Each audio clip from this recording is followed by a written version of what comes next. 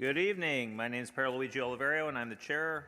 Welcome to the Planning Commission meeting. We just finished our capital parks and capital CIP budget meeting. It started at 5 o'clock. The parking validation machine is located at the top of the stairs. Insert the ticket when the light is green. Following roll call, we will review how the public may provide comment. However, now we will stand, turn, and do the Pledge of Allegiance.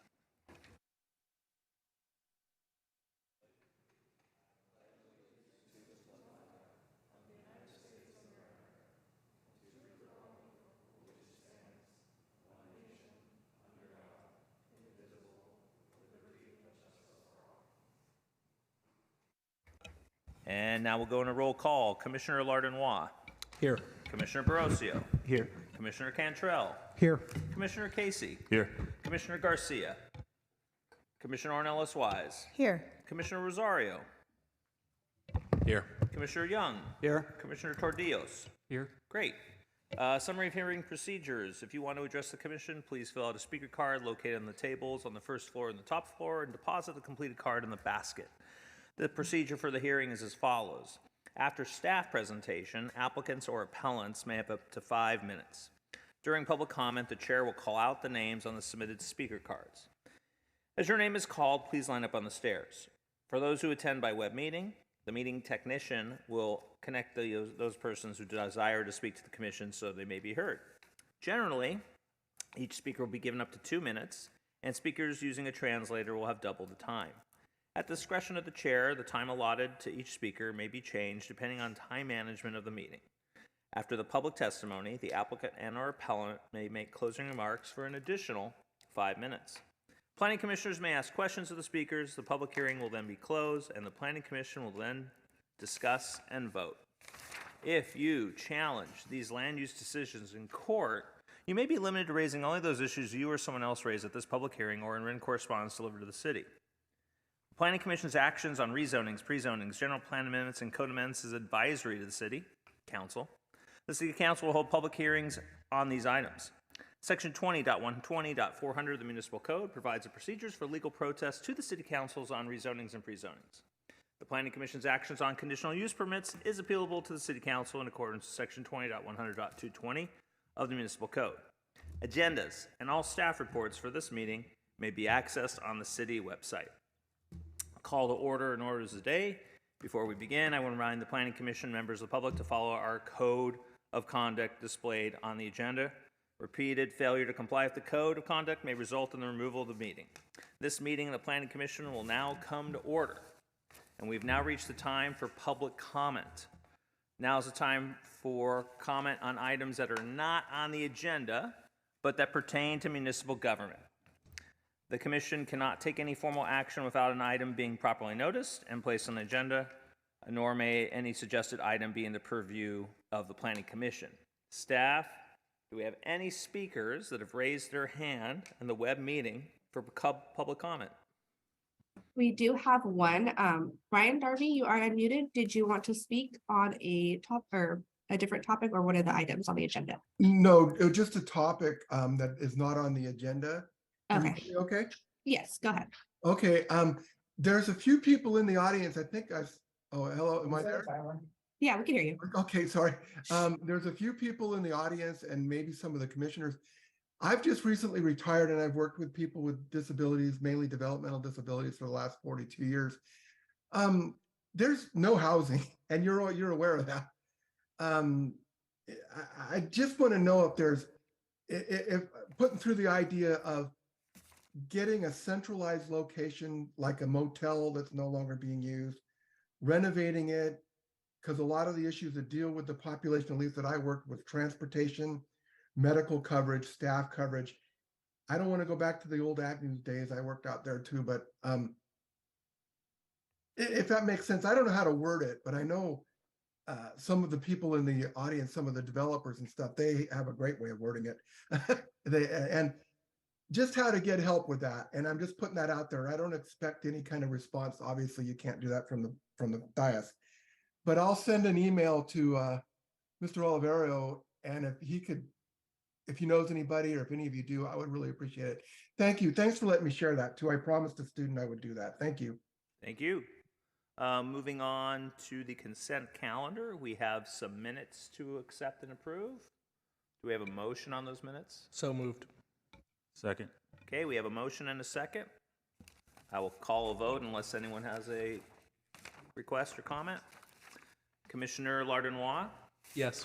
Commissioner Barroso, Yes. Commissioner Casey, Yes. Commissioner Garcia, Commissioner Ornelas-Wise, Yes. Commissioner Rosario, Yes. Commissioner Young, Yes. Commissioner Tordillos, Yes. myself, yes. Actually, you skipped me. Who did I skip? How did that happen? Yes. Thank you. Okay, now we're moving on to the public hearing, and this is the point in time the city attorney would like to make his PSA.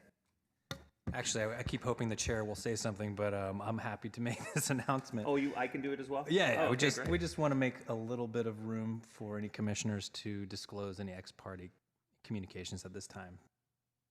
Hearing none, we can move on. Okay, great.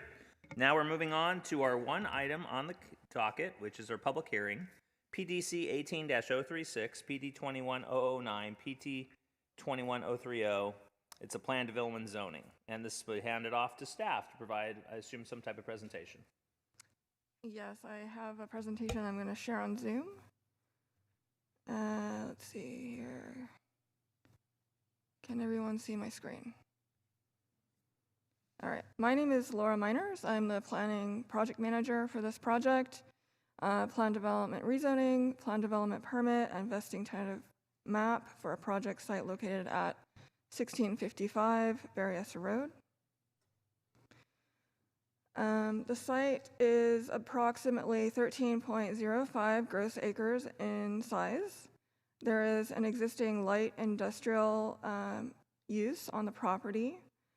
The general plan designation is mixed-use neighborhood, transit employment center, and urban residential.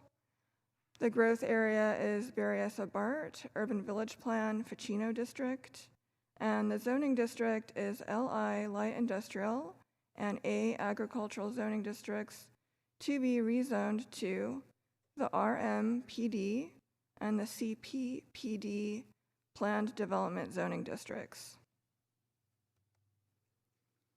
The project description includes, sorry about that.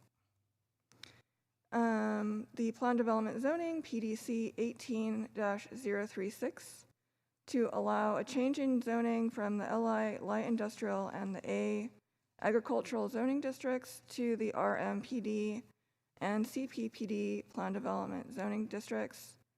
A plan development permit, file number PD 21-009, to establish a master plan for a general site layout, public and private street layout, grading and drainage patterns, and utility layout to allow the future construction of up to 455,000 square feet of commercial space, an approximately 0.9 gross acre park, and up to 850 residential units, including up to 120 affordable units, and construction of the first phase, blocks A, B, and C, including 24 detached single-family homes and 24 attached townhome units, which are the ones here, if you can see my mouse, these single-family homes and these townhomes here, including the demolition of the existing industrial facility and surface parking lot, the removal of trees. And it also includes a vesting tentative map, which is file number PT 21-030, to merge 3 parcels into one and subdivide into 32 lots and up to 590 condominium units on approximately 13.05 gross acre site. I want to speak at this time to the supplemental memo, which was sent to the commissioners this morning, including a change to the unit count from 820 units to 850 units, consistent with the environmental impact report, general plan, and Berryessa Bart Urban Village Plan, and also a change to the housing department conditions of approval, which were revised to reflect the anticipated future planned affordable housing project and to apply the inclusionary housing ordinance accordingly. Housing staff is supposed to be here to answer some questions about that. At this time, I'd like to turn the presentation over to Tina Garg, the environmental planner. Good evening, Commissioners. I'm Tina Garg, and I am the Environmental Project Manager for this project. After review of the project description, an Environmental Impact Report, or EIR, was prepared for the project in compliance with the California Environmental Quality Act, or CEQA. A Notice of Preparation, or NOP, was published on January 15, 2019, for a general plan amendment and a plan development rezoning at this project site. Since publication of that NOP, the city adopted the Berryessa Abad Urban Village Plan, and more details regarding the proposed development on the site were identified. Therefore, a new NOP was republished with the most current information on July 23, 2021 through August 23, 2021. An EIR was prepared for the project that evaluated all pertinent environmental resources, identified mitigation measures to reduce impacts to less than significant, and identified growth inducement impacts, cumulative impacts, and project alternatives as required by the CEQA guidelines. The EIR was circulated for public review from August 11 through September 28, 2022. No significant unavoidable impacts were identified for the project. Impacts included air quality from construction and operation, impacts that identified mitigation measures, biological resources from potential nesting birds, subsurface archaeological resources from construction, hazardous materials from soils, noise from construction to nearby buildings, because construction is over 12 months, from mechanical equipment during operations, noise from vibration levels to nearby buildings. All mitigation measures are included for this project, and they are very typical and similar conditions used in a broad range of infill projects such as this one. Pursuant to closure of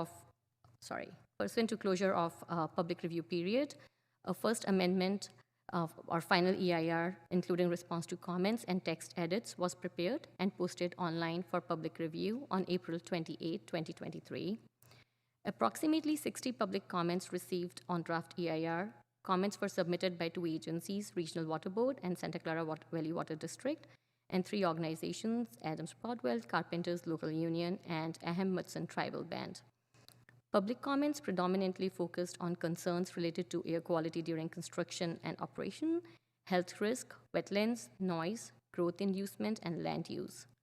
The comments received during the public comment period did not change the EIR findings or necessitate recirculation of the EIR. And I would also like to add, we did receive 2 more comment letters today around noon. One was from a public member, and it identified, it just raised made some recommendations regarding planning of the site related to circulation. And another comment letter was received by Adams-Broadwell. It raised the similar issues that we have already responded to in the first amendment. Staff is available to respond to comments, questions. Thank you. Thank you, Tina. Staff recommends that the Planning Commission recommend to City Council to adopt a resolution certifying the environmental impact report, approve an ordinance rezoning the project site, adopt a resolution approving subject to conditions a vesting tentative map, and adopt a resolution approving subject to conditions a plan development permit. Thank you. This concludes staff's presentation. Thank you, staff. I see Commissioner Lardon has his hand up. Oh, that's just for after public comment. Okay, great. So let's go to the applicant. I believe the applicant's representative is in the audience and is walking to the podium.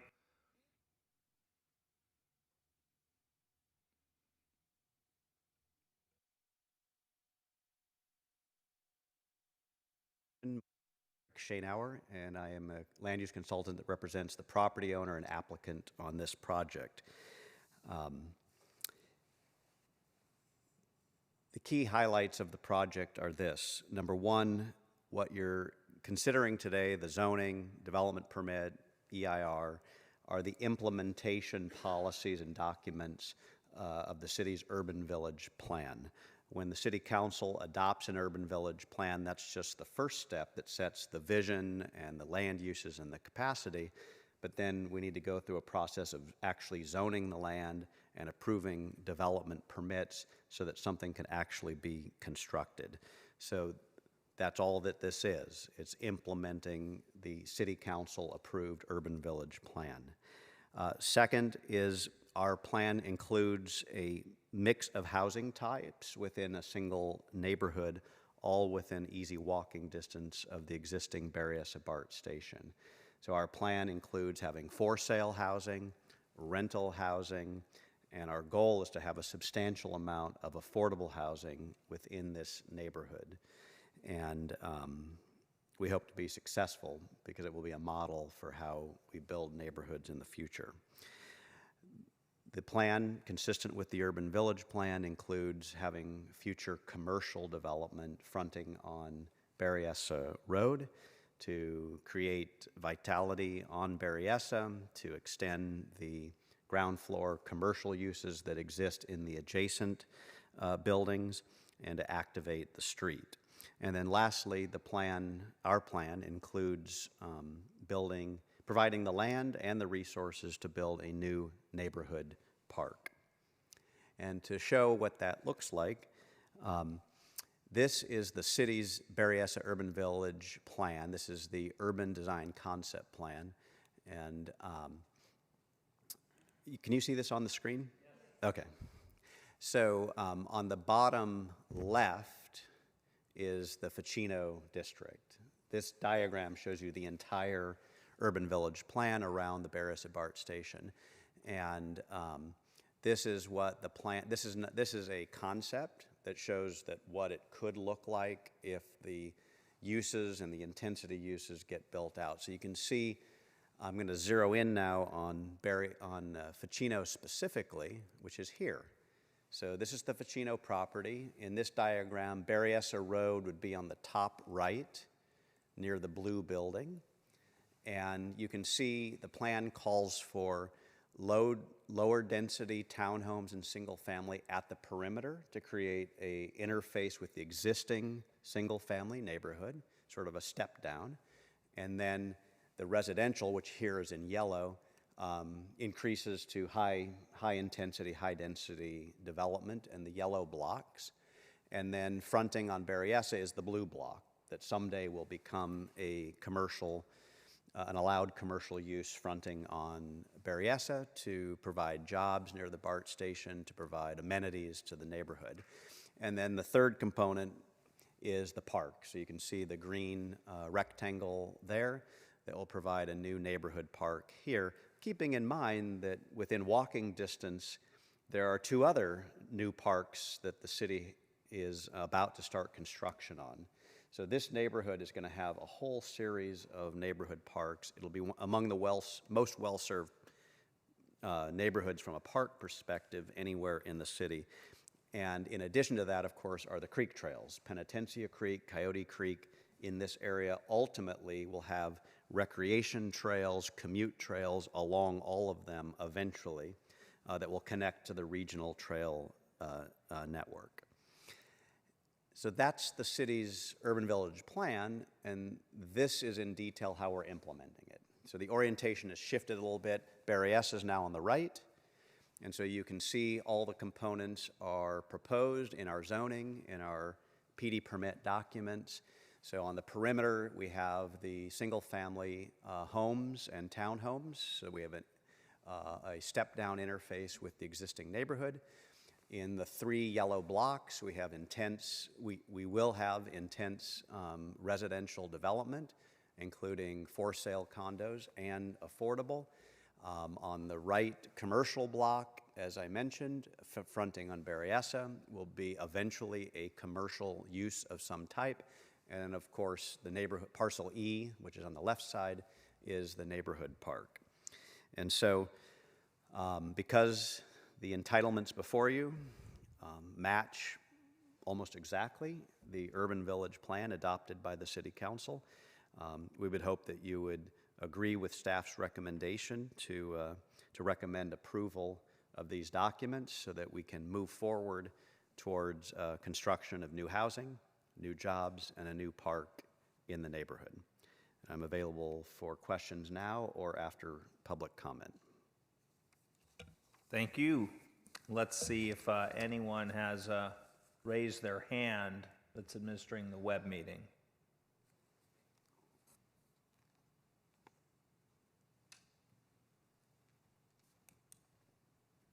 And it looks like we have 8 participants that raised their hand. Is that correct? Yes, we do. Let me get the timer up here.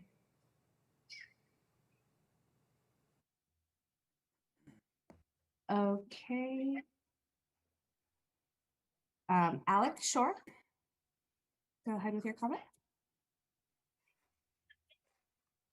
Hey, good evening, planning commissioners, Eric, community and staff. This is Alex Shore.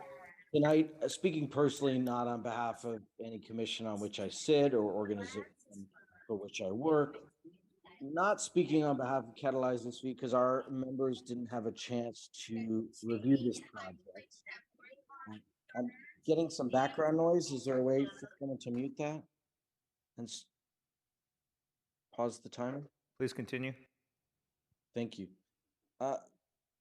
I'm concerned about the building of the single family and townhomes first. I think the greater homes would, the taller buildings with the more homes would be the higher need that we have right now. And I understand that market conditions might shift and there might be less need for commercial, but God, is there a need for that housing? And I wonder if commissioners would be open to a motion to having the multi-story go forward first. Those single family homes are going to be what, $2.5 million each. This city has, in the last 8 years, built the amount of market rate housing it needs. There are plenty of homes for people in San Jose who make and can afford a home of $2 million, but there aren't enough affordable homes. There aren't enough multi-story homes that are available for rent. And I just wonder if the Planning Commission would make a motion to change that sequencing up. I think, it's great to see a lot of housing on this site. It's great that, every house is a good step in the right direction, but it's not good enough. And in a housing crisis this bad, not good enough is not good.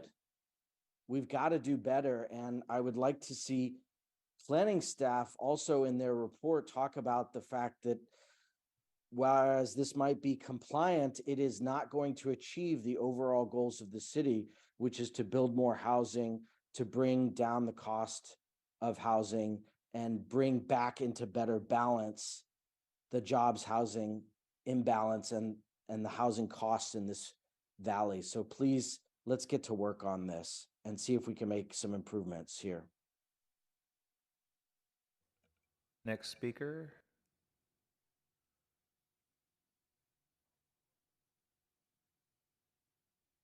Hi, can you hear me?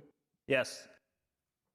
Hi, my name is Roberto, and me and my family are vendors at the Berryessa Flea Market. I am also president of the Berryessa Flea Market Vendors Association. So just speaking on behalf of vendors, to keep us in mind as these developments are occurring in this urban village, and find and also ask for creative ways to use a commercial space to help vendors through this development process that's also going on across the street. So just to keep us in mind and also keep vendors in these conversations and invited to these public meetings that will be occurring in the future. And to the last speaker's comment as well, seconding that there should be a higher density of housing on these sites that are so close to public transportation and to help with the housing crisis as well. Thank you. Thank you. Our next speaker. Hi, can you guys hear me? Yes. Hey, cool. My name is Frank. I'm just a neighbor who saw the thing. Anyways, my only comment is that I hope the park gets built soon after the other construction is done. I've noticed that in the park that's next to the Safeway that's near the site, that the park is built way after the rest of the construction is done. That's all. Thank you. Our next speaker.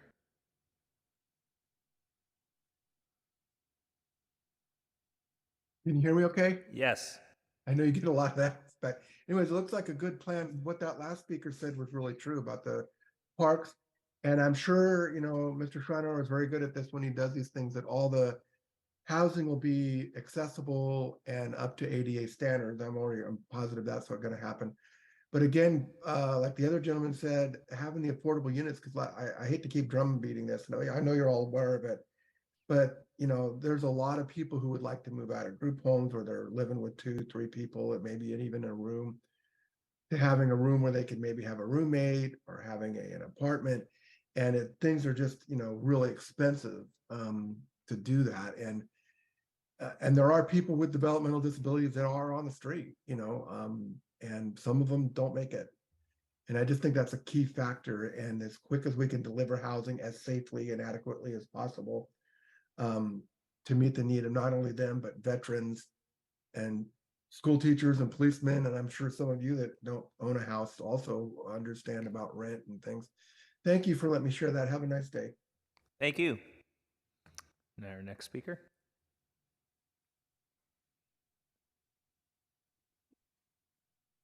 Good evening. My name is Adam Marshall, speaking on behalf of Silicon Valley residents for responsible development. Silicon Valley residents urges the planning commission to continue their hearing and not to recommend approval of the project until the city prepares a legally adequate EIR pursuant to CEQA. More volume, or? Hey, hang on a sec. Hang on, Representative. Could you maybe increase your volume?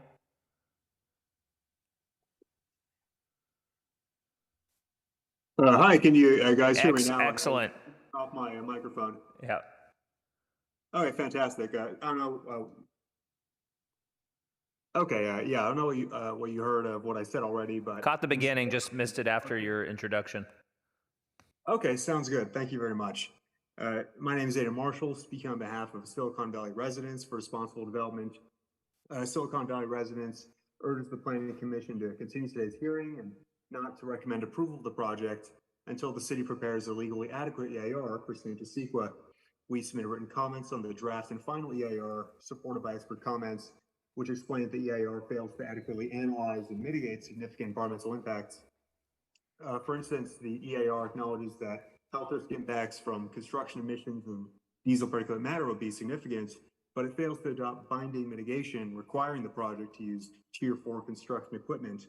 This flaw was not corrected in the FEIR. Additionally, the EIR acknowledges that there's potentially significant soil contamination and hazardous building materials on site, but it relies on post-approval analysis and permanent conditions. But CEQA and actually the city's general plan require this analysis to be done during the public review process so that the public and decision makers can understand the hazard's impacts and ensure that they be adequately mitigated. Due to these impacts and general plan consistencies and others identified in our comments, the city cannot make the findings necessary to approve the project's entitlements. We strongly urge the Planning Commission not to recommend approval of the project and to remand the project to staff to prepare a legally adequate EIR. Thank you very much for your consideration. Thank you. And I think we have one speaker left. We have a few. Okay. Evan, go ahead. Hi. So I am calling to make sure that I voice that I think this project is fine from a housing perspective, but I am kind of concerned about the connectivity aspects.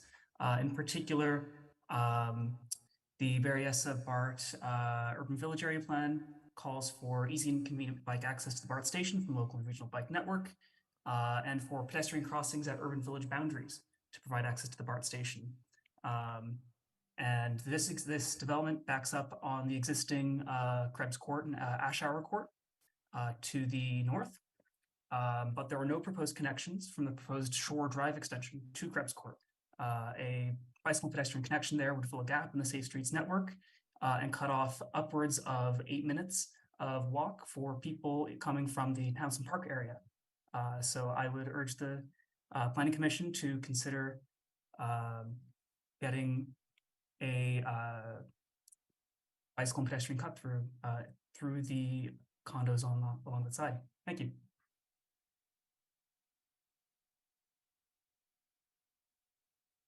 Caller ending in 709, if you could unmute your device.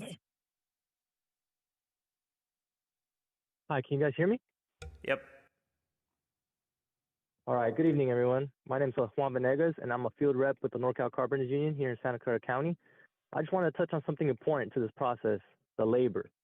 Construction workers desire and deserve to earn a livable wage while having a beneficial career. They're part of great communities all throughout Santa Clara County. That's why I believe labor standards language is critical for future projects. Specific language like apprenticeship, healthcare, and local hire would improve thousands of construction workers' lives. Apprenticeship programs allow workers to learn skills on the job in a classroom setting with certified instructors. As they progress through the apprenticeship, many will obtain college credits. Apprenticeship programs elevate the living standards of individuals by providing a debt-free education. With this in mind, construction workers would be able to secure jobs in their communities and give them a sense of purpose and belonging. Healthcare is an important part of this language since roughly 50% of California construction workers rely on some type of public assistance to be able to provide a type of healthcare for their families. The lack of healthcare is a reason that keeps workers away from the industry and creates a shortage in the workforce. Local hire would benefit the community several ways. Carbon emissions would be reduced since less miles would be driven to get to work. The families within the community would have a better work and life balance, which would allow for a greater quality of life. These families that help make up the community would have more opportunities for community involvement. Labor standards language like apprenticeship, healthcare, and local hire will create a level of standards and will cultivate a responsible market while giving construction workers what they deserve. We need responsible contractors. Thank you all for your time. I appreciate it. Thank you.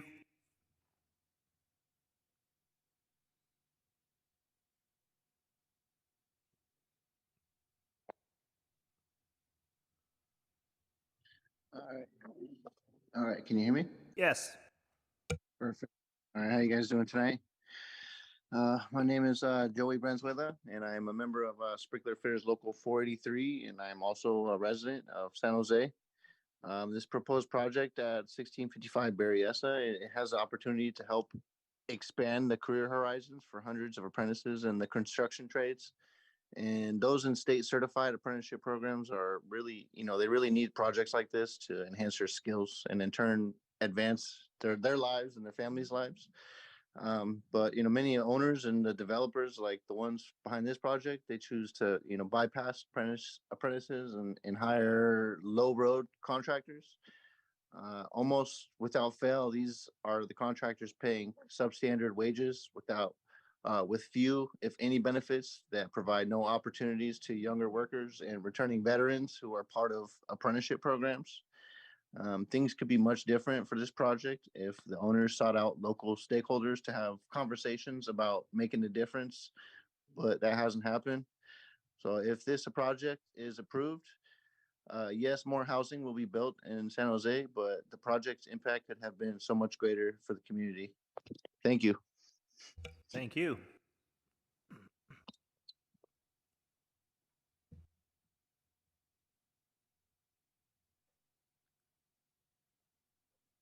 Hello, good evening. Yes. My name is Daniel Murillo. I'm an apprentice. I'm also in local 483 Sprinkler Fitters. I'm also a current resident here in San Jose. I want to express my concern about this project moving forward.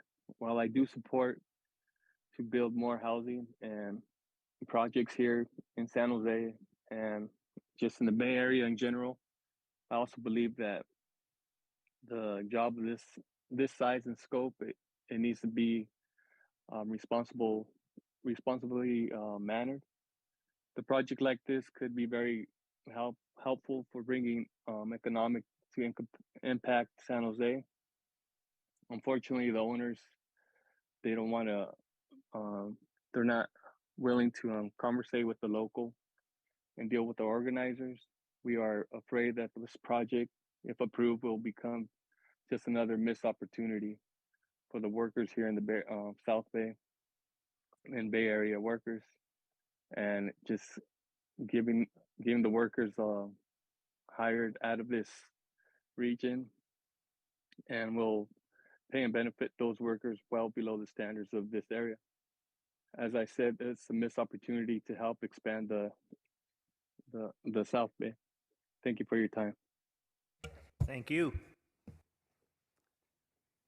Any additional hands raised? Yes. Can you hear me? Yes.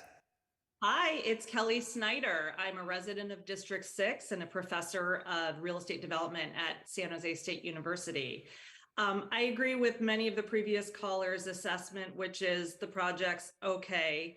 I, on the one hand, want to commend staff for making it obvious and very clear in the resolution itself what the exact first phase is for development. So well done. I'm glad we're being specific about that, because the thing that I want to say is it's kind of embarrassing that in the city of San Jose in the 21st century, we are still approving brand new single family detached homes just a few feet away from the only BART station we have in our entire city, which is the capital of San Jose. I know this is a legacy project and it's too late to restart the whole Berryessa Village planning, but these single family homes should not be allowed. If nothing else, please tell this developer to do everything multifamily and attached and get rid of this absurd land use that is far, far not dense enough. Thank you very much. Thank you. Hi, Blair Beekman here. Thanks a lot for this item. I'm pretty, I lack a lot in how to better talk about these things, but I hope offer my honest feelings and opinions. I hope can be a help as part of the process. So I really like the words of Alex Shore, the first person who spoke today, and I like comment from the union persons as well. I think the developer can really understand where someone like Alex Shore is coming from, where the developer speaks a language that's open to development ideas that Alex Shore wants to refine. And I really hope there can be a really good negotiation process involved that involves the vendors themselves. The park ideas are interesting. There needs to be a real organic feel for the future of this place. I think you really have to involve vendors themselves to ask what they feel are development standards for such a place. And I've been learning about the concepts of mixed income that are going to be mandated for ourselves in local California cities by 2029. Can we start talking about those concepts now for a project like this and how it offers a flexibility in design and cooperation and ideas about how you can get people of high income levels living in the same places to people of very low income? And I just think that's a good future plan for ourselves with cooperation and understanding. I hope you guys are just wanting to start talking more about now. And for this sort of project, it's good. And so good luck on all these issues, and thanks to everybody's public comment today. And just I hope there's an openness to the vendors and what they want to be doing. Thank you.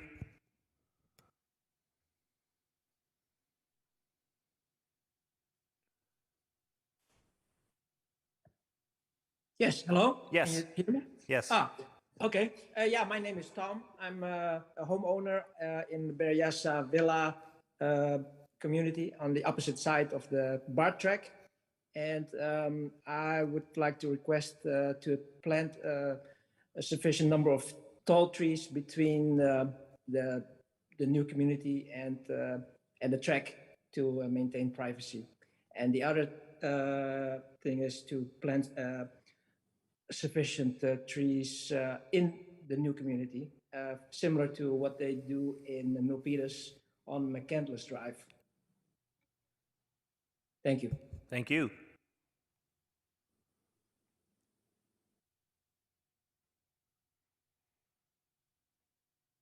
Okay, that is the end of our speakers. Thank you so much. So we'll come back. The applicant has up to 5 minutes.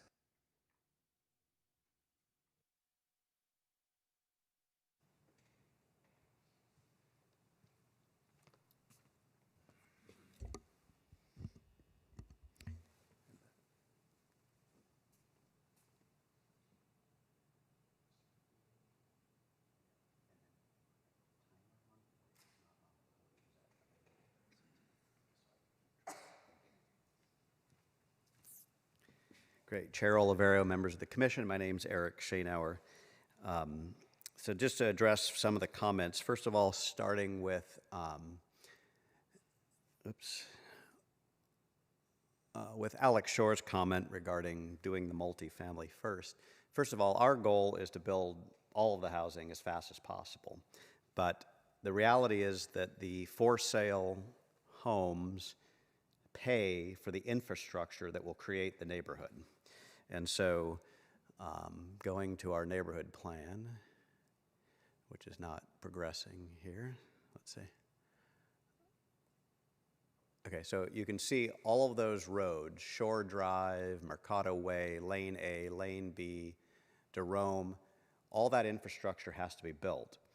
And because of the high value of single family homes on the perimeter, we take the funds from those homes to build the infrastructure, to create the blocks where the higher density housing can be built.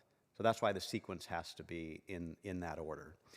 With regard to the comments about why is there single family to begin with, because that's the city's plan. This is the city's urban village plan, recommended for approval by the staff, recommended for approval by the commission, and adopted by the city council.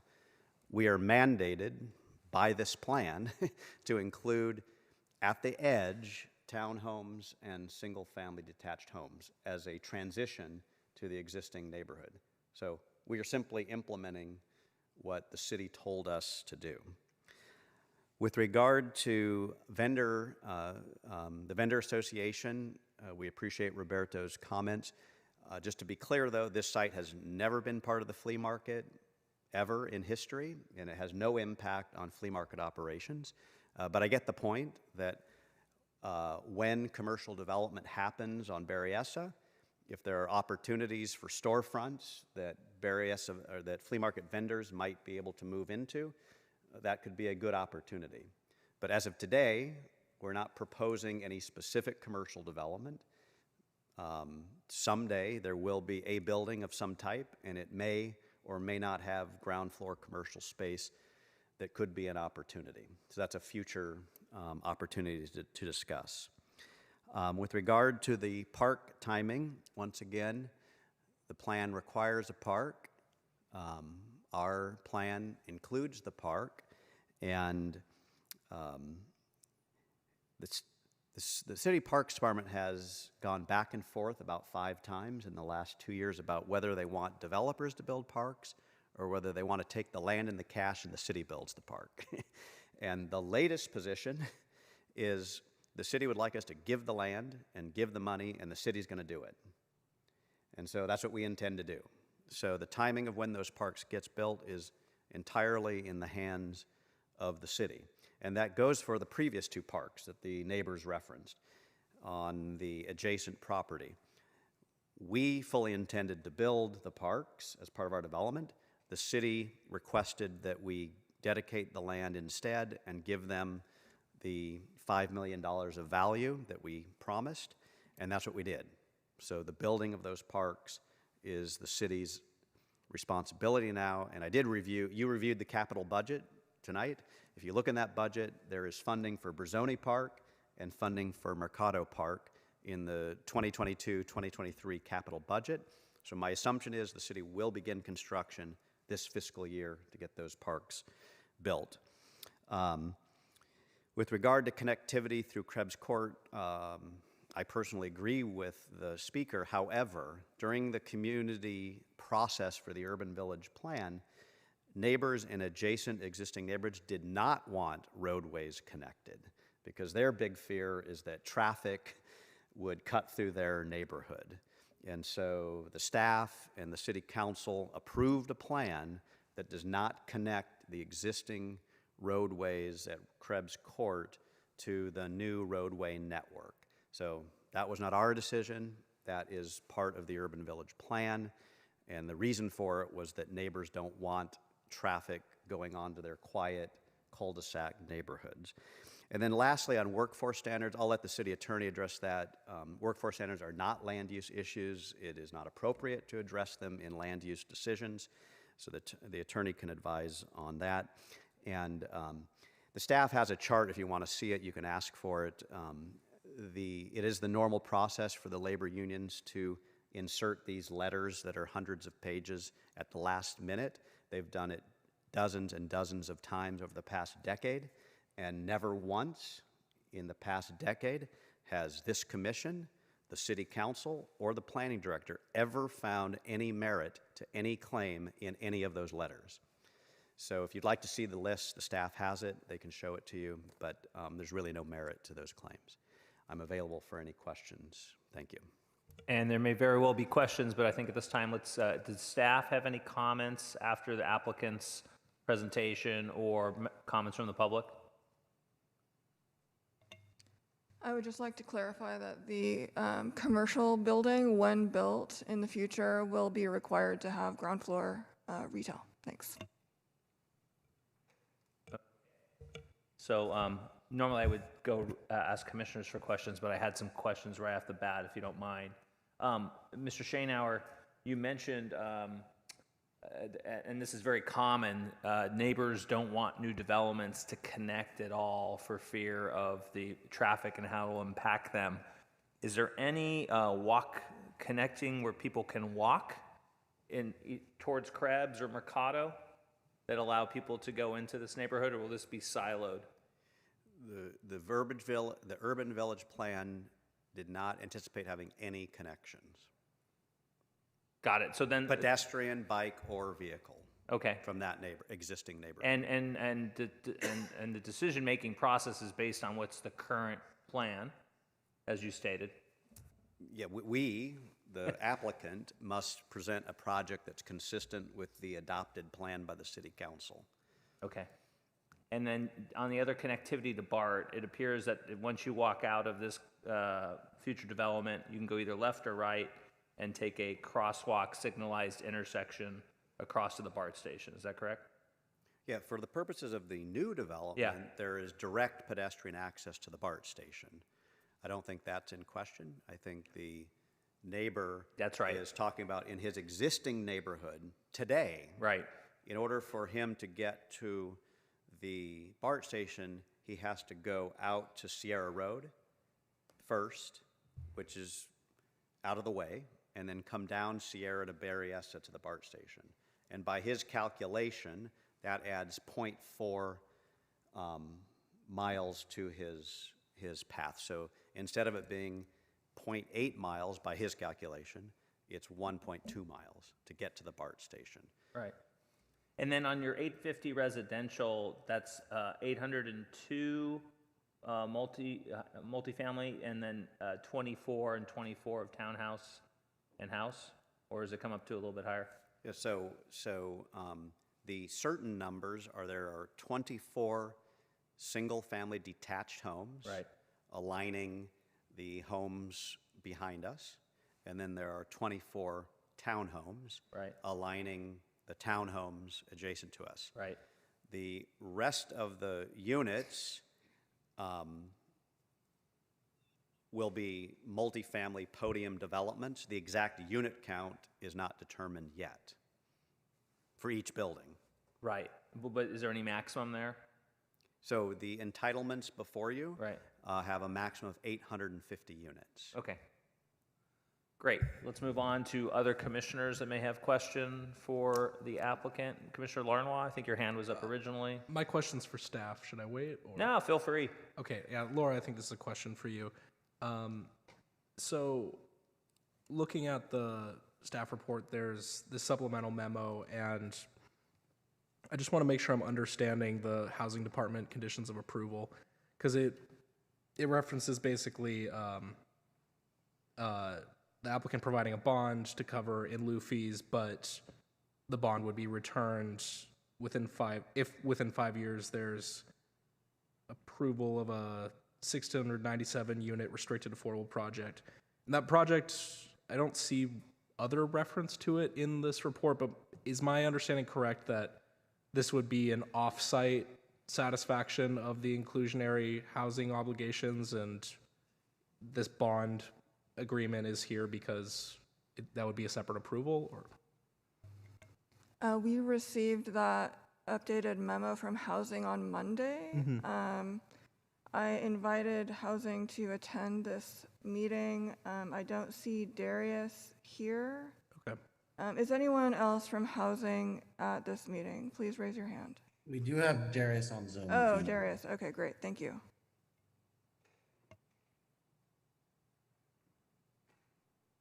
Can someone please allow Darius to speak?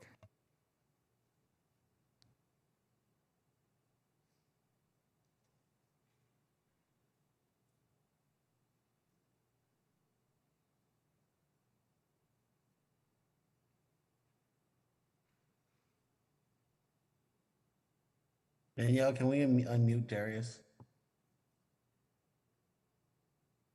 Sorry, he should be muted. All right, thank you.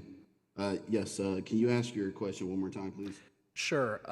I just want to make sure I'm understanding the Housing Department conditions of approval in the supplemental memo. Is what's going on that the applicant intends to satisfy the inclusionary requirements by building a 697 unit project offsite, but because that's a separate approval, there's a bond involved to cover the in lieu fee if that doesn't happen? Is that what's going on?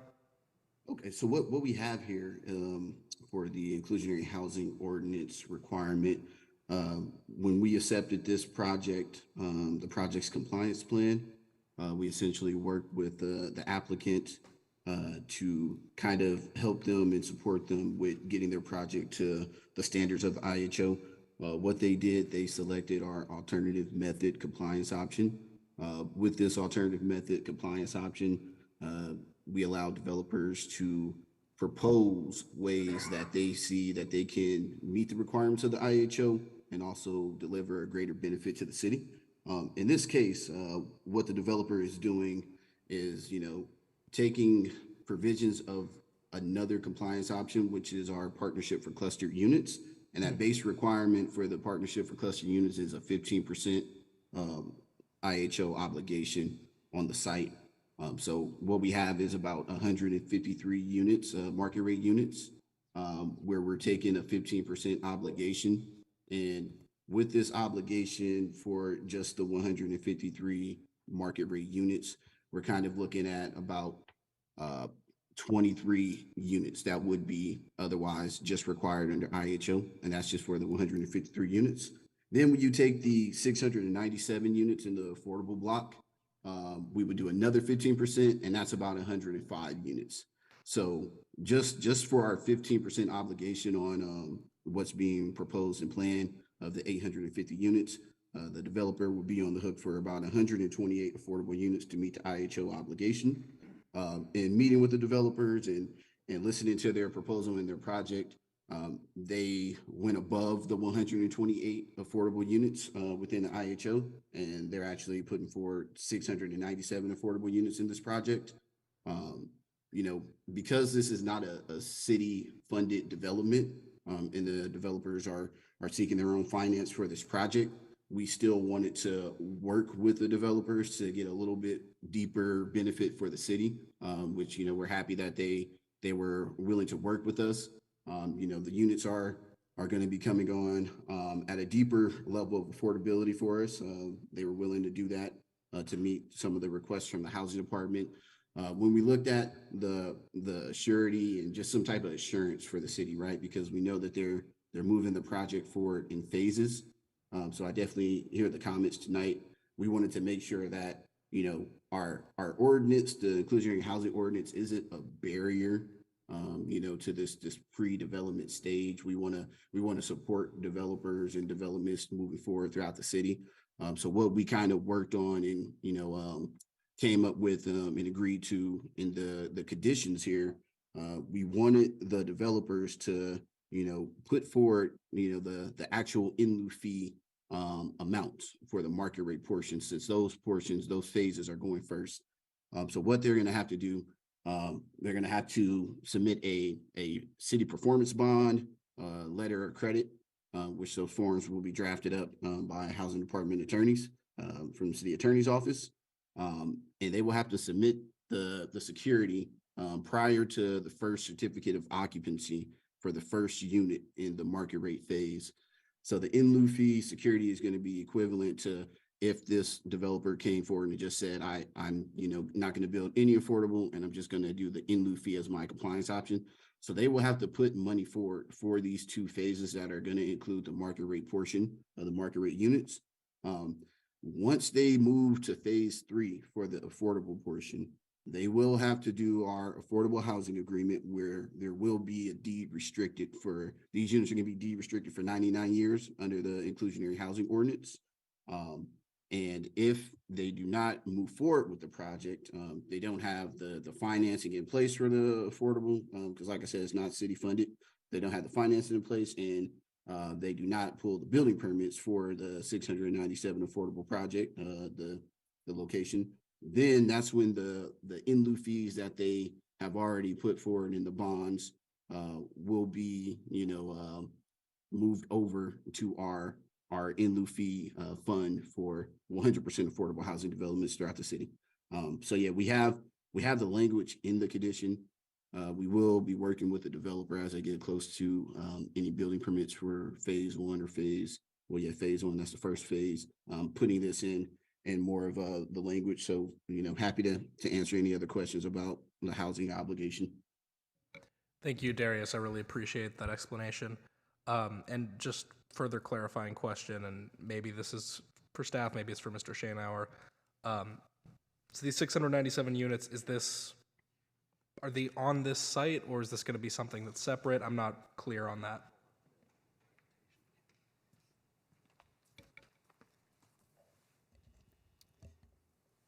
Yeah, Mr. Chair, Eric Schoenauer, Commissioner Lardinois, yes, all of the proposed affordable units are in this new neighborhood. So on this exhibit, you can see let me just spell it all out for you. So the single family and townhomes are on lots A, B, and parcels A, B, and C are for sale, single family.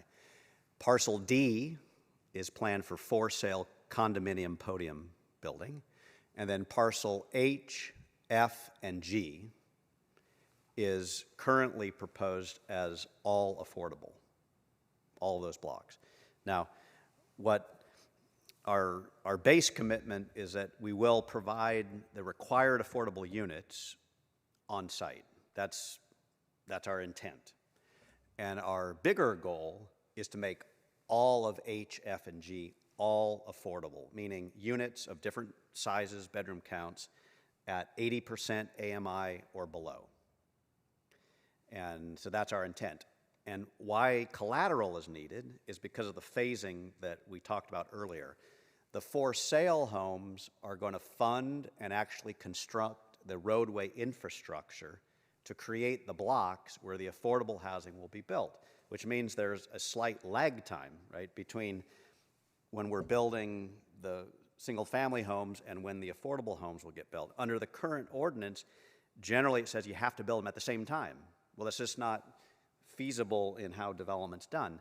And so what the city's saying is that if there is a lag time, then the developer is going to have to provide financial collateral to ensure that the affordable homes get built.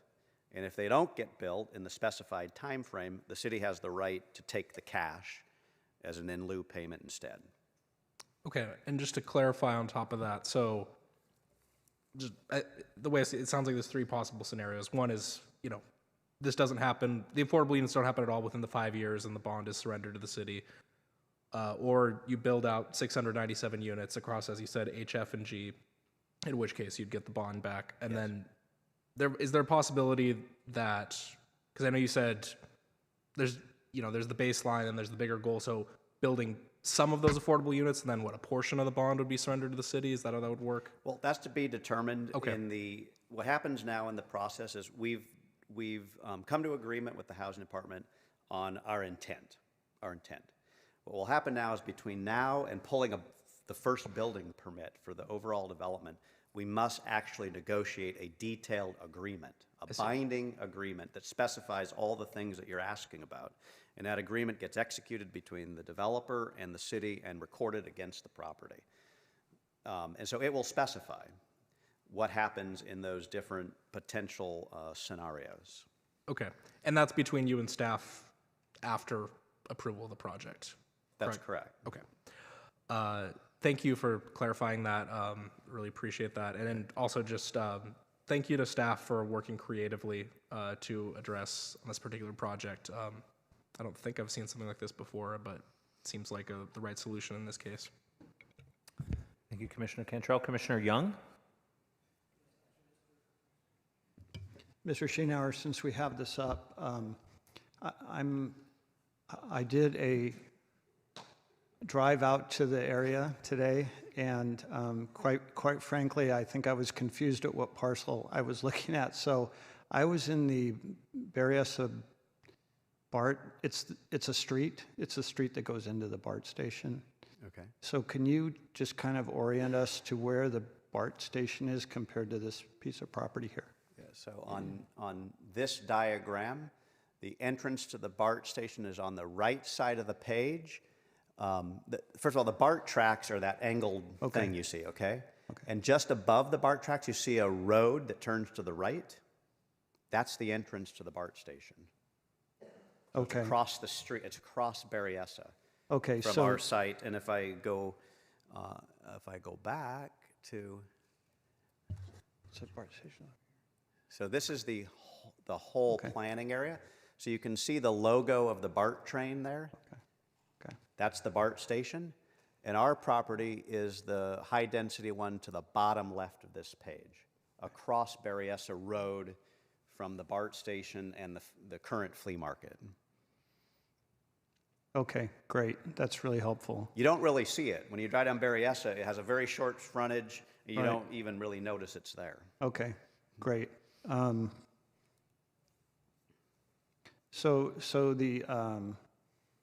the folks that will live here will basically just have to cross Berryessa and they'll be at the BART station. Yeah, there's a signalized intersection Right. right there, and they go right across. Okay, great. I do have, well, first of all, I'd just like to say I think this is a wonderful project for many, many different reasons. I think it's the exact thing that we should be building in our urban villages, and particularly near transit. And I'm really glad that a significant amount of the units will be affordable as well. That's great to hear. As well as a good parcel for a commercial building. I would think that would be a very attractive building for a tenant that had, folks that worked in tech or whatever. Staff, I just had one question, and it's more just on terminology. On page 4 of the staff report, you mentioned flex office space with a large plate format. I have no idea what that is. Could you explain?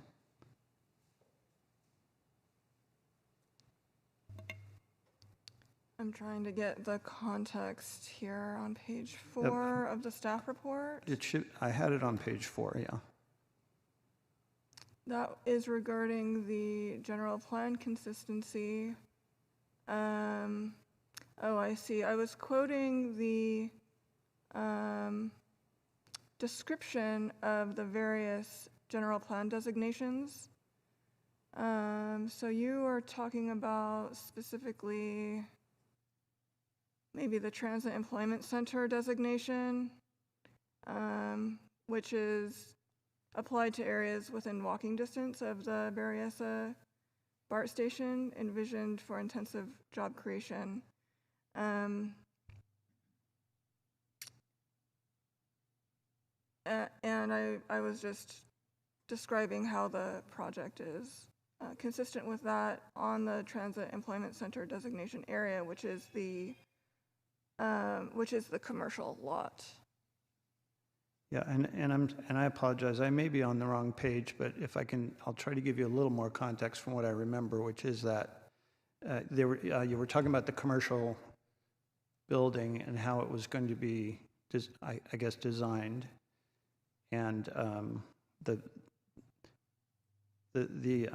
language I have quoted was flex office space with large plate formats. I just didn't quite understand what that was. I think that's just a direct quote from the Berryessa BART Urban Village Plan. It just means they want it to be flexible for office space with, no permanent walls. So it can be configured any specific way that an office needs. Okay, okay, It great. speaks more to the building process rather than the planning process. Okay. Mr. Schoenauer, did you have a comment on that, or?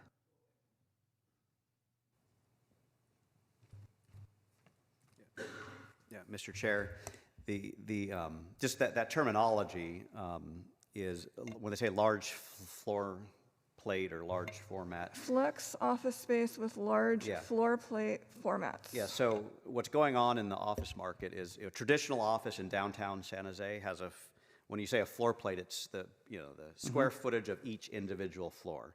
And the floor plates downtown are typically like 20,000 square feet. And tech office today, there's a preference to have a more open floor plan now of course this was the theory before COVID, so we'll see how it works out now. But pre-COVID, having a more open floor mat with people working in big rooms together, and there was a preference to have floor plates as big as 40 or 50,000 square feet per floor, all open. So that's the floor plate question, and then the flex is what Laura's mentioning is you don't have a lot of dividing offices. It's big open space, and you can use it as your employees and your particular culture of your company desires. Okay, great. That's very helpful. Thank you. That's all from me, Chair. Great. Commissioner Cantrell. Thank you. Actually, my question, I'm sorry if you my apologies. Actually, could you bring back up your that slide that we were just looking at? Is it possible? Okay. Yes. Perfect. It does sound great. I'm curious though, and I do understand the financing issues. As soon as the question came up, I assumed that was going to be the issue. You got to finance it some way, and it's not easy, and so you phase your construction in a way that it subsidizes the additional cost or the other costs. I'm curious, though. The phasing currently is single family to parcel D after single family. What's the phasing? Well, that's not specified one way or the other. Okay. Okay. What we know for sure is that the 48 homes at the perimeter will be first because they create the revenue to build the rest of the infrastructure. Right. It's an unfortunate situation, but yes, I get it. But that's the reality. And the other thing about timing of sequencing is the single-family homes don't need financing because the developer builds them with cash generated from the sale of the homes, okay? Right. So they can start right away.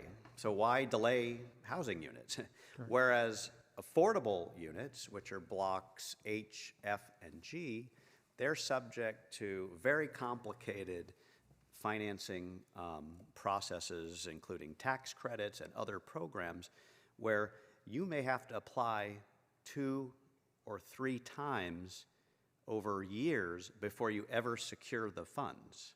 Right. And so we can't start with that because we have no idea how quickly that will happen. And that's why in the affordable housing agreement that Commissioner Lardnois was referring to, that's why there's the potential of lag time, right, and why the city wants to ensure that the affordable obligation is met, either through providing the units or paying the in lieu fee. And so if there is lag time, then we're going to have to provide this collateral. Right.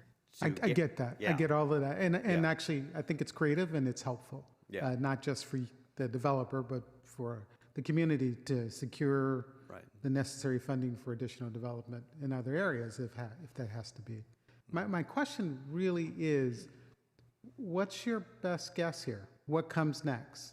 You have to have a plan to move forward with some of these other structures. What's next in your mind? Well, Until we get this entitlement that is before the city approved, we can't move to the next step. Right. Well, so let's. That's number one. Yeah. But see, you're asking us to approve something that we don't know the next steps of either. So. Well, that's how the process works. Yeah. So our goal. So we have two development partners on this property. Okay. Right. One that will build the for sale housing, and one that will build the affordable housing. Right. We have those partners in place, awaiting to see what the city council, the commission, the council do on this approval. And we will then proceed, assuming that there are no conditions that are detrimental to the plan. They will proceed with designing and submitting to the city the specific designs for each of those blocks, right, and moving those forward, right, to director's hearing. And through that design, they will then have an established project that they can then pursue financing. Right. So that is, the next step is design and entitlement and financing. So right, you can build an actual building. No, I get it. We do these a lot, and right, we know how complicated specifically affordable housing is to finance. Right. We get that. But parcel D is not affordable housing, is that correct? That's correct. Those are currently planned as for sale condominiums. Okay. So is it, am I right in thinking that would be the next likely group of housing to be developed, or am I wrong? We simply don't know.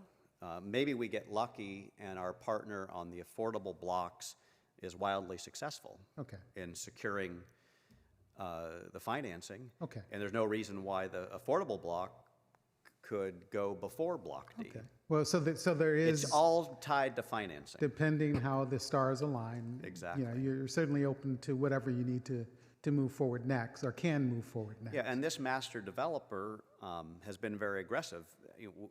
Even before we have any approvals, right, we have an affordable partner in tow that wants to proceed. So we're ready. Okay. We're ready, but we can't, we got to get through each step as we go. And we'd love to have it all going at once. Right. Okay. No, I understand. I understand the complexity. I was hoping there was an opportunity to maybe move something upstage somehow.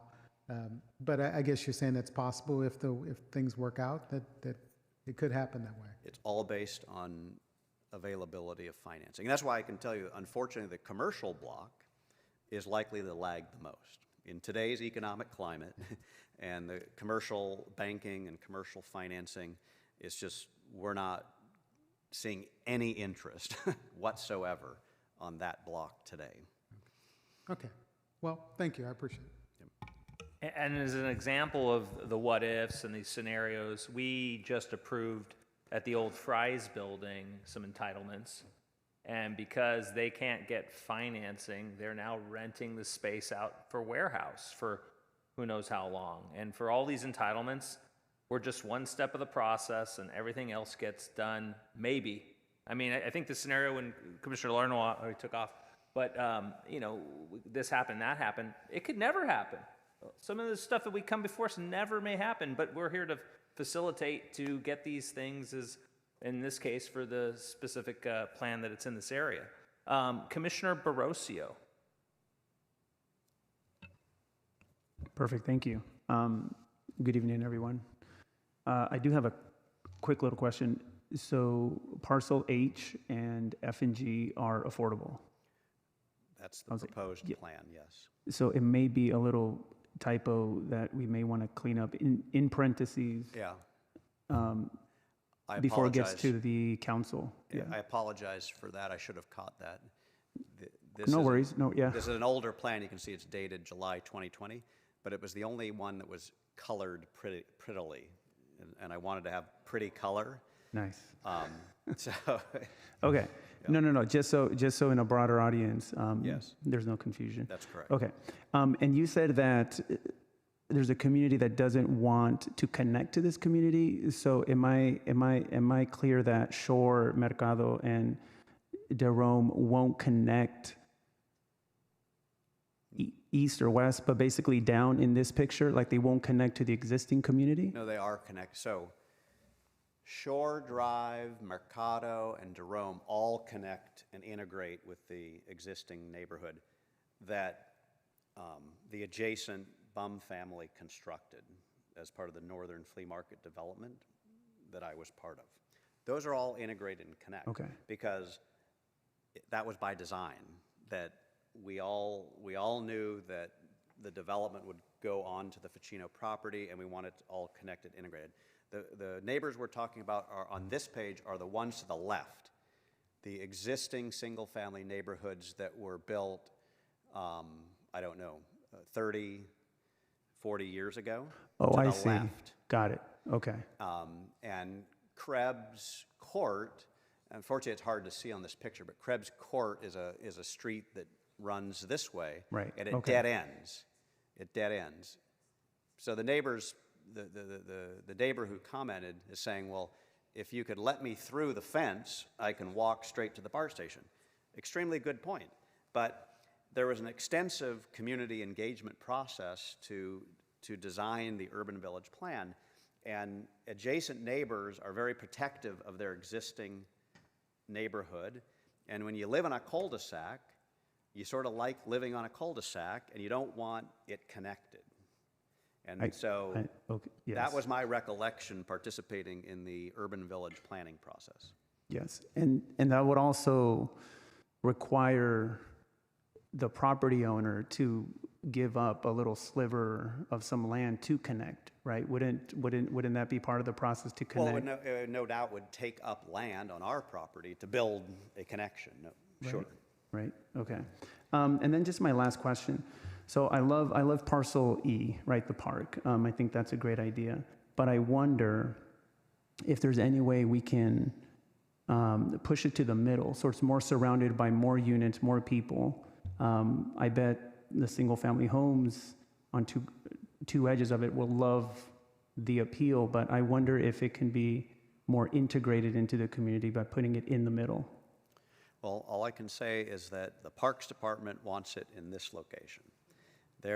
As well as the urban village plan. So I can go back, right, to here's the urban village plan. It was explicitly put here because they wanted to keep the tallest residential buildings away from the existing single-family backyards. So they wanted to use not only the row of single-family homes, but then they wanted to use the park as an additional buffer to push that height away from the neighborhood. That was their rationale. We're just implementing what the plan dictated.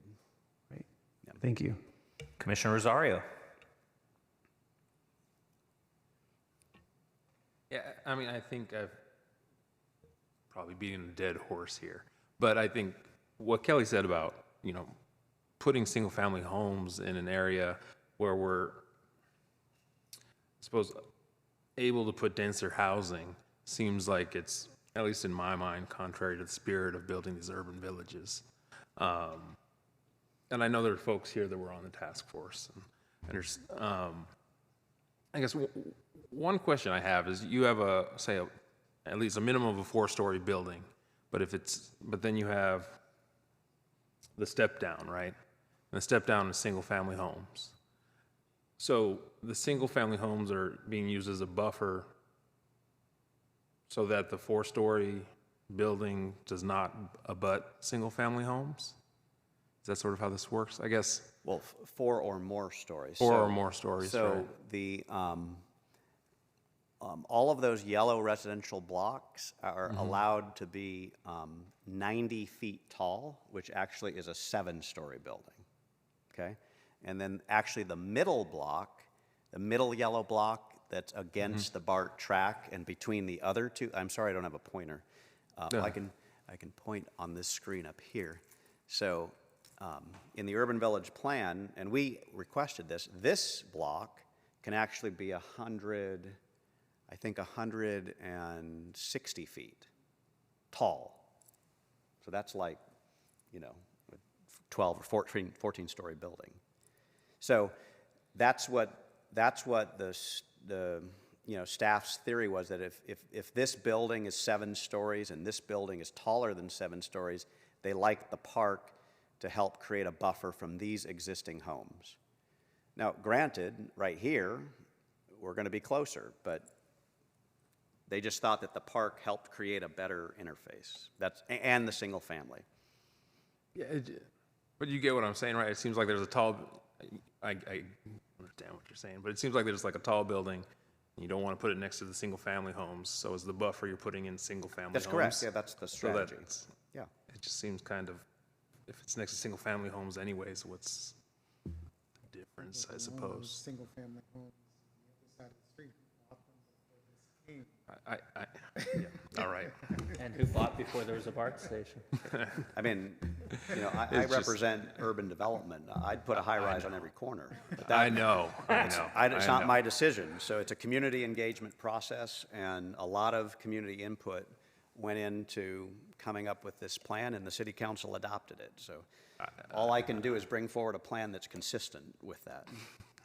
I know. I just, you know, I listen to Alex, I listen to Kelly and whatnot, and it's, you know, one of the areas that we could build denser housing. It's next to the BART station. There's only going to be 3 BART stations in San Jose. And it just seems like building single-family homes is what we've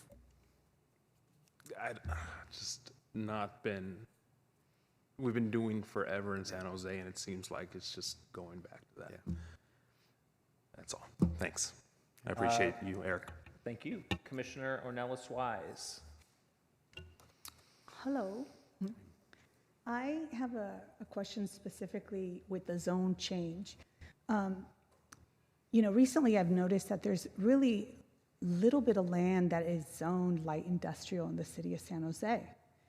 And this is 13 acres. Of course, I believe that housing is right now supersedes.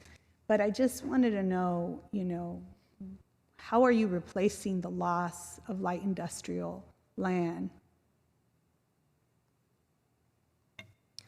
As far as the use itself, the intent of the urban village plan was to replace the jobs, not really the use itself. And the commercial lot itself will provide up to 455,000 square feet of commercial use. And that is equivalent to approximately 5.0 FAR, floor area ratio, of the site. And that means that the jobs generated by that commercial lot will far exceed the jobs that are currently at the light industrial use. Yeah, I've seen some folks wanting to do light manufacturing in this commercial. If we would change the zoning to commercial pedestrian in this particular case, will there be opportunity for light manufacturing? Unfortunately, because the general plan designation was also changed during the Berryessa-BART Urban Village Plan process, that would be inconsistent with the general plan designation. Oh, I see. Okay. Yeah, I mean, you know, when we make decisions like this, you have to really think about holistically the whole city and the loss of light industrial land and the opportunity for other types of, you know, jobs that are created and done here. Through light manufacturing, or, you know, I've seen a lot of people that do, I don't know, like, you know, these little bits and pieces that are required for computers or whatever they do. And so I've just noticed that. So of course that's just a concern, but obviously, you know, if we look around, we see the need for housing the poor, which, you know, supersedes in this particular case. I really hope that you do get the financing to build this, and that you're able to build this 697 affordable units. I really do. I think that would be fantastic. Of course, I echo what my fellow commissioners have said. I understand that because of neighborhood compatibility, the neighborhood really wanted lower. However, I think we could have done a better job of creating a little bit, you know, stepping it in a certain way that created more higher density and maximize the parcel, maybe even doing rooftop gardens and whatnot. And in regards to the vendors and the Berryessa flea market, a thought that came to mind was, I remember in LA, they have a lot of these indoor swap meets where they take an existing building, and it's not like our typical flea markets that we see here, but it's kind of like an open building, and it has several floors, and the vendors just, you know, come in and sell their stuff. So that would be an idea for some of the Berryessa displacement of some of those vendors. But overall, I think the fact that you want to do this many housing, I think it's great. Another question that I did have was regarding the trees, the amount of trees that were going to be removed, and if you were going to either pay or have trees replace the trees, and what was that ratio? I don't think there's many trees. It looks like it's a car lot on Google Maps. It said here that there was about 98 According to trees the that staff would be. report, there's quite a number of trees that will Yeah, be removed. 98 trees to But be removed. But the staff report summarizes the approach. So, I mean, this is a challenge, and actually we're experiencing this in North San Jose as well, and I'm working with Council Member Cohen on some projects. When the city shifts from being suburban with big open parking lots and open areas to urban, the amount of space to have trees shrinks, just by definition, right? Right now, this is a big open lot with trucks parked, and so there are trees. But once you build buildings like this, you can't put trees in the middle of the building, so the only place to put trees is on the street, in the park, and maybe some isolated pockets next to buildings. So there's going to be often a net reduction of trees, that's true.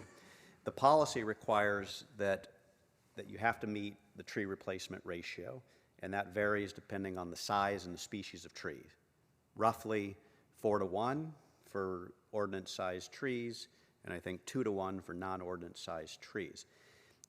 You get credit for every tree you plant, but if you can't satisfy the full obligation, then you have to pay the fee. And the in lieu fee today is somewhere around $800 per tree, if I recall. So the development is obligated to maximize planting trees on site and then paying money to plant trees elsewhere in the city. I mean, of course, I'd like you to get as creative as you can and plant as many, even in pots, right? You know, put trees in pots. Yes, but you don't get credit for that under city policy. The trees have to be in the ground. Okay. You know, we developers think of everything, but they won't accept that one. Yeah, thank you. Good job. Planning Director. I just wanted to follow up with Commissioner Nicholas Wise's question regarding the loss of industrial land. It's something that the city and other cities are grappling with because there is no requirement to replace industrial land when it's lost. However, if you are downzoning that will impact residential uses, state law requires you that you have to show that there is residential capacity elsewhere. So because of the new state housing laws, a lot of cities and jurisdictions are feeling powerless in terms of land use control. Just wanted to put that in perspective. Also, to address your comment on the vendor, inside multi-story vendor swap meets. So when the flea market property was approved by the city council, there were a couple of conditions in that approval. One was that the development, and that of course has nothing to do with this property tonight, this is a separate property, but the requirement is that the 5 acres of the flea market site has to be provided as an urban plaza that could accommodate an open air market. So that's one requirement, that 5 acres of land plaza have to be provided adjacent to the station. And then the council also directed that the city analyze the feasibility of multi-story structures as possibly being built on that plaza to accommodate vendors. The city council has now formed the vendor advisory group formally, and the first meeting of the vendor advisory group is coming up May 17th. And that group of vendors, along with the property owner, are going to work together with city staff to figure out the best transition plan. And it may be on those 5 acres, it may be in a multi-story building, it may be on a site we haven't even thought of before. Okay, Commissioner Casey. Thank you, Mr. Chainhour. I'm a fan of the project. I think the phasing makes sense. Horizontal development is always going to precede vertical development, and the fact that you have these single-family homes that you can sell to finance the horizontal development, if anything, is going to expedite the process. So I'd like to make a motion to approve staff's recommendations. Is there a second? I'll second. So we have a motion and a second. Anything else, Commissioner Casey? That was Young, Commissioner Young. No, okay. I'd just like to speak on the motion. I think it was Commissioner Cantrell on the second. I'm sorry. I was actually just going to. Well, hang on. I'll give you the floor after. I'm inclined to support the motion, and I'll explain why. First of all, I think this is a great lesson in transparency to anybody who's watching this process and how developments are financed and how they're made. The applicant's being very candid in what it takes to get things done, and we have a situation where we're facing existing city council policy and city planning that has stated to someone who wants to put something on this piece of land, this is what you must do.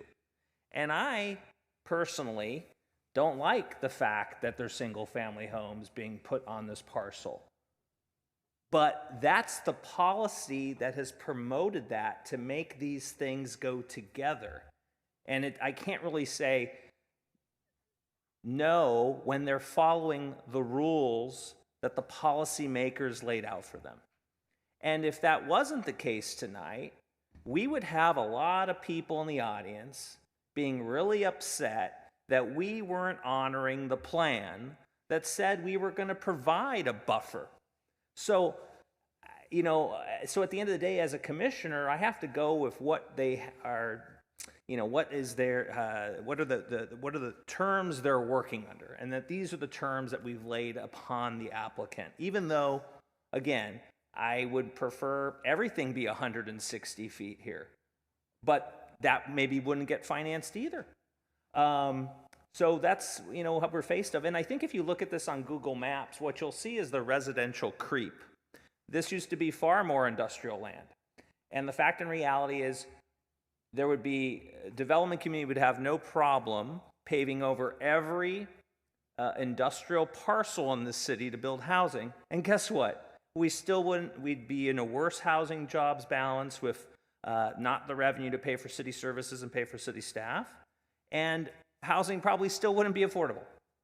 So there's a balance here, and that's why the plan, beyond requiring the houses, requires this 455,000 square feet of commercial.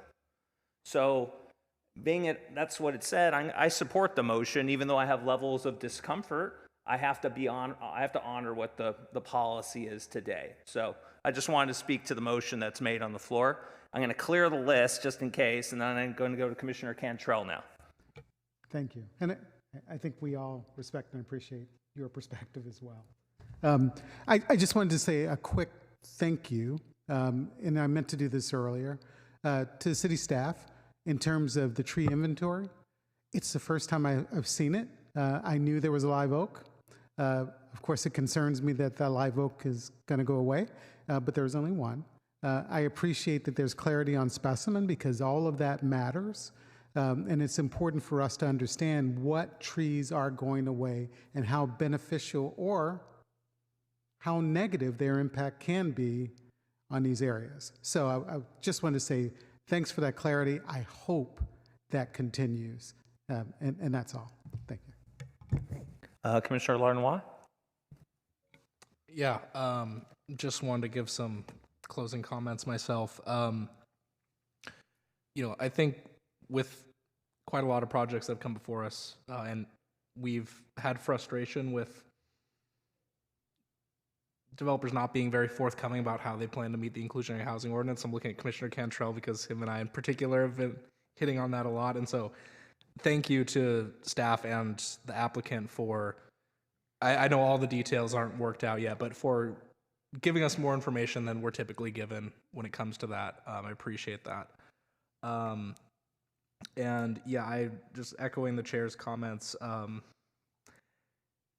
and Commissioner Rosario's comments that the vision for urban villages is to build dense housing and jobs along mass transportation lines, and so it's not my favorite that there are single-family homes in this development, but that is what is called for in the urban village plan. Also, another thing, I understand that the urban village plan calls for closing this off from the existing neighborhood because that's the preference of some folks in that neighborhood. I think that's a short-sighted decision, but again, it's in the urban village plan, so I don't think we can take issue with this project following that. I think the reason I'm bringing these things up is this is a lesson we should take the next time an urban village plan comes before this commission. Yeah. I think to give us some credit with this one, there were some much larger issues at play when we saw this urban village plan, particularly regarding the flea market. And so I think details like this slipped under our radar. So I think just encouraging myself and all my colleagues to be cognizant of that in the future. But overall, just to close off, I support the motion. I'll be voting yes. Thank you. Commissioner Barroso? Perfect. Thank you. Thank you for that statement, Commissioner. Just quick question on the arbor studies. My understanding is that a third party conducts those as per the developer. So I wonder if, what would the role be for staff in terms of creating a benchmark that all plans that developers, all third parties that do analysis, they should list them out as my fellow commissioner has stated, which is really beneficial. Is that something that we can make policy, or is that just something we can encourage? Most projects that I'm aware of that involve a lot of tree removals require an arborist report with the CEQA document. Maybe the CEQA people can talk to that. Good evening, Chair and members of the Planning Commission. Yes, so David Keon, Principal Planner on the City's Environmental Review Team. If a project requires an initial study or some sort of CEQA report, typically they'll also prepare an arborist study as part of that. That's part of due diligence as part of the CEQA process, and that report would include itemized, depending on the arborist that does it, they will do a existing tree survey. They also have conditions and tree species. Obviously, different arborists will have different approaches to how that information is presented. But we are in the process of looking at starting a process of updating our environmental design guidelines. These are guidelines for environmental consultants when they do environmental documents, and we could include information that we want to see in arborist reports when they're prepared in CEQA documents. If a project is exempt, however, then that would not apply. The arborist reports are sometimes also prepared if a project is removing a lot of trees, even if it is exempt from CEQA. But we can include certain guidelines in these new guidelines that we're going to be preparing. Yes, thank you for that. I think that would be a step in the right direction. I think the more we have an understanding of invasive trees and natural habitat, and see what we can do to balance that out as a standard, as a guideline, would be a huge benefit. So thank you for that movement. That's it. Thank you. Anyone else? We have a motion. We have a second. I will call. The second was Commissioner Young, correct? Yeah. Okay, then I'll call the roll. Commissioner Lardenois. Yes. Commissioner Barroso. Yes. Commissioner Casey. Yes. Commissioner Garcia. Commissioner Ornelas Wise. Yes. Commissioner Cantrell. Yes. That's why I missed you. I went down one side versus going all the way. Commissioner Rosario. Yes. Commissioner Tordillos. Yes. Commissioner Young. Yes. Myself, yes. Please post the vote. Moving on to item 8, report from City Council by Robert. Yes, a few items went to City Council yesterday. The Stark Infrastructure Project, the data center, which came through this commission, was approved yesterday. Also, rezoning of a few parcels, first one to SB 1333, which is conforming rezone, were also approved. And then the stormwater requirements and changes to the code to comply with the regional municipal standard permit was also approved. That came through this commission as well. Just in the nick of time for their process. Any subcommittees, commission calendaring changes, public None. record? None? Well, I imagine it's time to adjourn and watch the Warriors-Lakers game. See you in 2 weeks. Thank you. Good evening, everyone.